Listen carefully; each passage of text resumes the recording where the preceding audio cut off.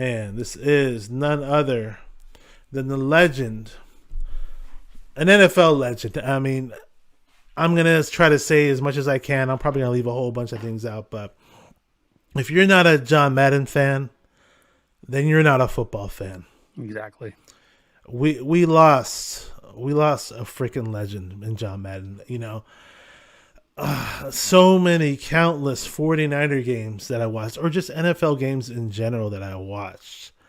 John Madden was the announcer, and just he just his voice.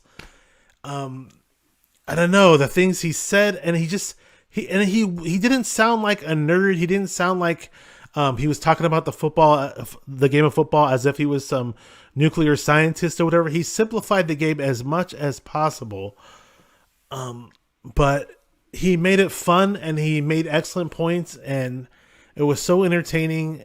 And words can't explain how much joy watching John Madden cover the NFL. He had a great career as a coach. I mean, I obviously do not like the Raiders. I'm not going to lie about that, but an amazing coach with the Raiders. Won a Super Bowl with them. You know, everybody knows that. And, you know, then the John Madden gaming franchise. I mean, what a gaming franchise. I mean, year after year, one of the best-selling video games of all time. I remember when John Madden first had a video game it was on the PC. I was actually in high school. No, I was in elementary school, and the John Madden game was only available on the computer back then. And lo and behold, then they started going to the consoles and Sega Genesis and all that, and my friends would play it. And back when they first had it on Sega Genesis, they didn't have like the players' names on it. Then they introduced the players' names, and the game just became so fun and addictive for everybody. But John Madden, just so awesome. I know I'm probably missing something, but him and Pat Summerall were a great team, of course. Just epic games watching John Madden, you know, and if you're a Niner fan, you know, he'd always have little fun things to say about certain players, especially like Merton Hanks. When Merton Hanks would bobble his head and do that crazy dance, he'd be like, "Hey, look, there's Merton Hanks. He's doing the Big Bird dance, or he's doing the chicken dance." He always had a funny little name, or he was always like, "Boom, tough acting, tenactin'." Like, you just know John Madden. One time I went to a game, a Niner game in Candlestick, and I saw the Madden Cruiser, and my eyes got big. Like, whoa, the Madden Cruiser is here. The guy would not fly to games, but he had a professional drivers driving him to each game, and yeah, you know, I thought I was going to be able to see John Madden, but I didn't. I never got to meet him. But rest in peace, John Madden, man. What do you got to say about that, man? I'm sure I left a whole bunch of things out, but say what you got to say, man, about John Madden. Coach's Viewpoint just said it in the comments. He loved Joe Montana. He thought Joe Montana was the greatest ever, up until, you know, Brady, of course.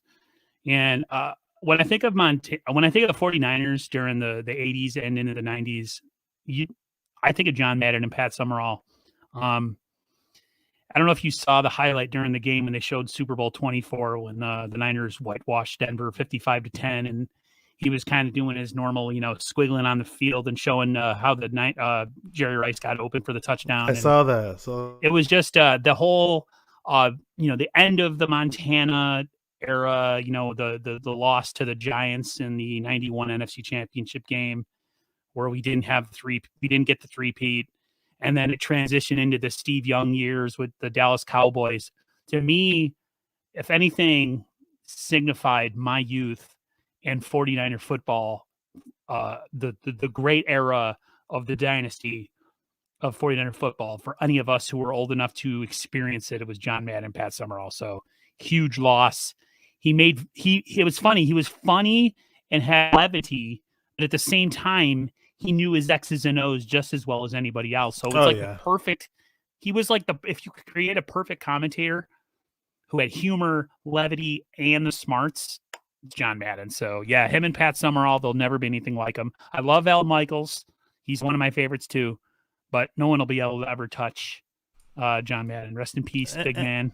Rest in peace, John Madden. And watch the Niner games without John Madden announcing. And sure, as good as whatever Niner team you can have draw up, and hey, if we win the Super Bowls, fine, that'd be great. But not having John Madden commentate on those games, I'm sorry, something's missing. I'm sorry. There's never, ever gonna be an announcer as good as John Madden. I don't care what anybody has to tell me about that. Yeah, we definitely had to give him a shout out That and I was gonna say, oh yeah, John Madden. By the way, when he was a kid, he's from the Bay Area. By the way, he grew up in the Bay Area in Daly City. And Daly City is literally right on the border of where Candlestick was. It's like Candlestick is like in this most southern part of San Francisco. And so he used to actually, now keep in mind, Candlestick didn't exist when he was a kid, but he even said in interviews, I forgot what documentary it was, but he said he used to sneak into games at Kezar Stadium. So he was a 49er fan. The 49ers were playing at Kezar. John Madden was a 49er fan. I don't care what anybody says. He may have coached the Raiders, but you could watch the video where T.O. makes the catch two, and hear John Madden's call on that. How happy, how elated he was for Steve Young and T.O. Man, John Madden is something special. We are all blessed as football fans, as NFL fans, as human beings. I wish I could have met the guy.